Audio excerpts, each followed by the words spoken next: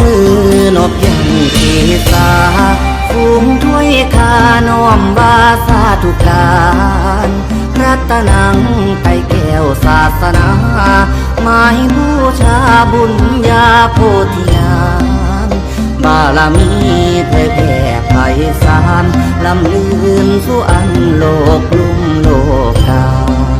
อาราธนานมัสการสักการะจิตกายวาจาขาบขมาการนี้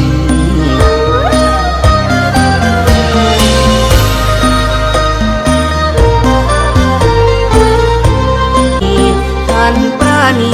มั่งมีเมตตาผู้บาไกลได้ดำรงศาสนาองค์พระสัมมาสัมพุทธภโคดมพวงประชาพากันชื่นชมท่านพดุงสังคมล้วนวิวัฒน์พัฒนาแล้วได้ปลูกปั้นคุณแปลงยิ่งลำแงงตกแต่งวัดวา